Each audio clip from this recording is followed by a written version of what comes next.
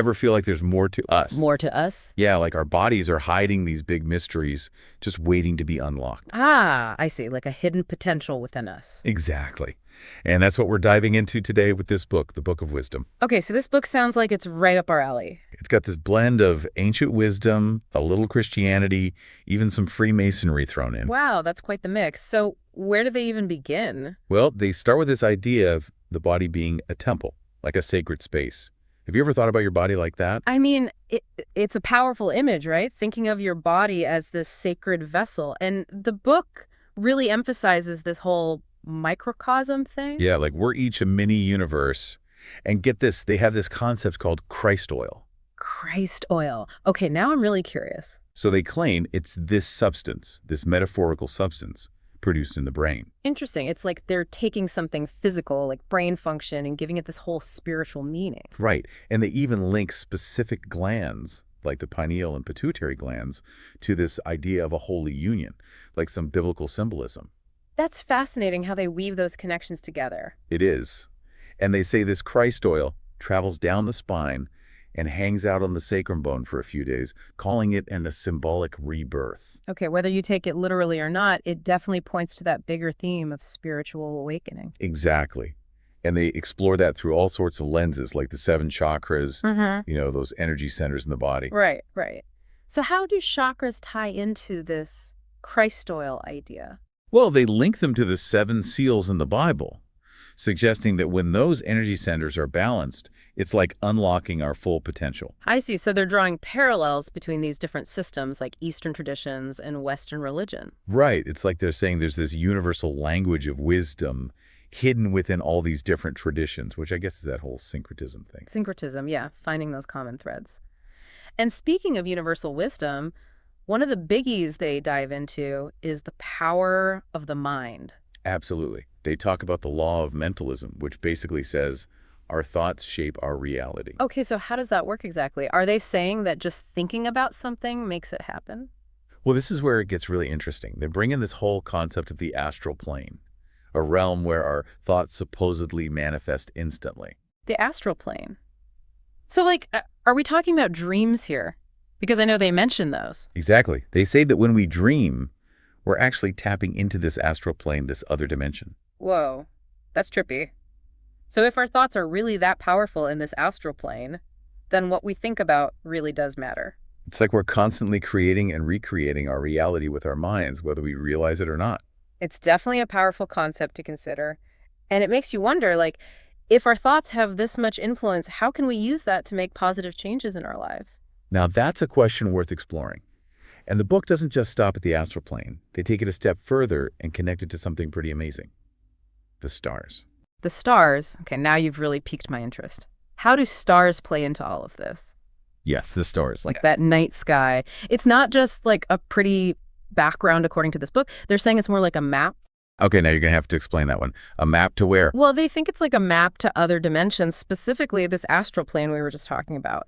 They actually say those stars are like portals. Portals? Wow. Okay, yeah. So how do we, travel through these star portals? Well, they view the planets as stages in the soul's journey. When our souls incarnate, they believe we travel through these celestial realms. So they're connecting the stars to the soul's journey now. That's pretty out there. Yeah, and they say each planet represents a different energetic influence on the soul. And get this, at the end of this whole cosmic journey is Saturn. Saturn, like the planet with the rings. What's so special about Saturn? Well, they call it the god of this world, which sounds important, but not in a good way. Okay, now I'm a little nervous. What do they have against Saturn? Well, they connect Saturn to all this heavy stuff. Limitation, restriction, basically all the things that hold us back. They even talk about this black cube as a symbol of, being trapped. The black cube. What is that, like some kind of cosmic prison? Kind of. They're saying we're trapped in this three-dimensional reality, stuck in time and space, and they link that to Saturn. So it's like Saturn is the warden of our cosmic prison. That's a little intense. It is, right. And it gets even wilder. They even bring up the number 666 and connect that to Saturn. 666. Whoa, okay, hold on. Are they saying our bodies are Marked by the beast? That's one way to interpret it. But remember, it's all about interpretation. Yeah, good point, good point. Yeah. It's easy to go down the rabbit hole with this stuff. So if we're like stuck in this Saturnian system, how do we get out? Raising our consciousness. They talk about things like meditation, fasting, and even something called semen retention. Semen retention. Okay, I'm not familiar with that one. What is that exactly? Well, it's rooted in this idea that sexual energy is super potent, and they're saying that by conserving this energy, we can direct it upwards to those higher chakras. So instead of viewing sexual energy just physically, they're suggesting we think about it spiritually. Right. Whether or not you agree with that, it shows how they see the body and its energy as tools for spiritual growth. It's like we were saying earlier about the body being a temple. Exactly. Taking care of it, understanding its energies. Okay, are you ready for a controversial one? Because the book also goes into this whole flat Earth thing. They actually challenge the whole heliocentric model, the idea that the Earth revolves around the sun. Wow. Okay. I did not see that coming. Yeah. So, like, what kind of evidence do they present? Do they have any? They bring up stuff like old biblical passages, even some ancient maps, things like that. They even suggest that NASA might be manipulating images to hide the truth. Okay, that's a new one.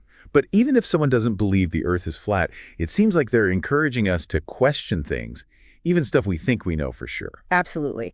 Don't just take information at face value, Think critically. Evaluate the information for yourself. Right, because blind acceptance doesn't really get us anywhere.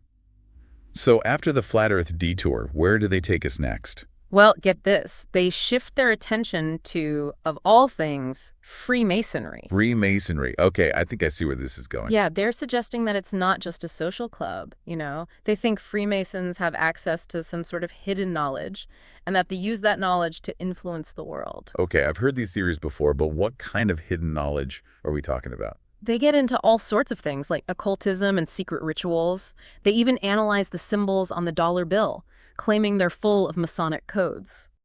Are they saying there's this secret society running everything behind the scenes? That's how they see it, right? Conspiracy theory or a deep dive into symbolism and power, it definitely makes you think. It does make you wonder about the power of symbols and how they shave our perceptions. Exactly. It's like a crash course in media literacy, critical thinking, all that good stuff. Okay, I can get on board with that. So after Freemasons, what's the next layer they peel back? What else is the Book of Wisdom hiding?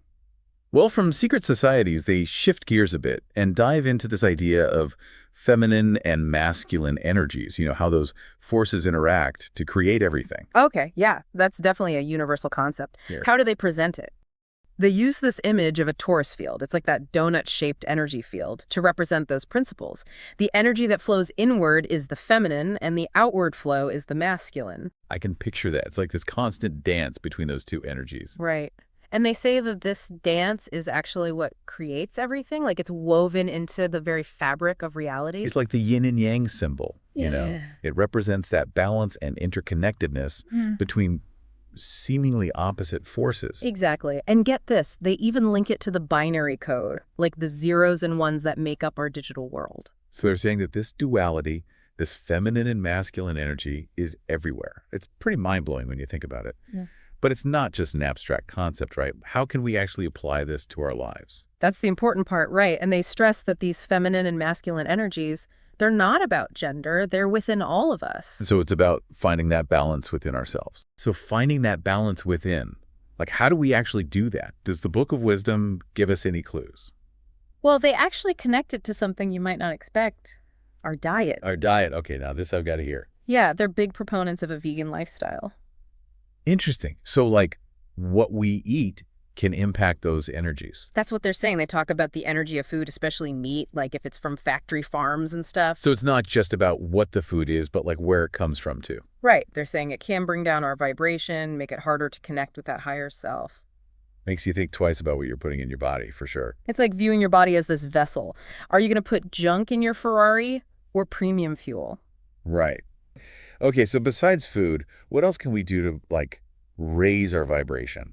Well, they also get into the power of music. Okay, so we're talking good vibes, meditation tracks, that kind of thing. Well, they say that music can be healing, but it can also be used for, manipulation. Manipulation. Okay, now that's not something you hear every day How so? Think about those songs that get stuck in your head. Like, I know exactly what you mean. Like, they're on repeat in your brain 24/7. Exactly. And the book suggests that those repetitive beats and lyrics, they can actually create thought loops in our minds. It's like we're being programmed without even realizing it. A little bit creepy. Yeah, they even go as far as to say that some music, especially the really low vibe stuff, can attract negative energy. But I can see how music can definitely mess with your headspace. Right. It's about being conscious of the power it has, not just to entertain, but to actually influence our thoughts and emotions. Like we were saying before about critical thinking, being mindful of what we're consuming. Absolutely. And that leads us to another big one from the Book of Wisdom. They're saying that words themselves have power. Like the whole sticks and stones saying, but the opposite. Yeah. They actually call spelling a form of magic. Like when we form words, we're directing energy. So it's not just what we say, but how we say it. Exactly. They even have a whole thing about the word abracadabra. Apparently it comes from this old Aramaic phrase, something about creating with words. Wow, I never knew that. So our words are literally shaping our reality. That's the idea they're putting forward. It's pretty wild when you think about it. It really is. It's like this book is making me question everything I thought I knew. And that's a good thing. It's not about blindly accepting everything they say, but using it as a starting point for your own journey. Totally. We've covered so much ground today. Chakras, the astral plane, even the flat earth. But it's all connected to this idea of unlocking our potential, right? Absolutely. It's about looking within, questioning what we've been told, and discovering our own truth. And maybe eating more veggies along the way. Thanks for joining us on this deep dive. Until next time, keep questioning, keep exploring, and most importantly, keep learning. See you next time.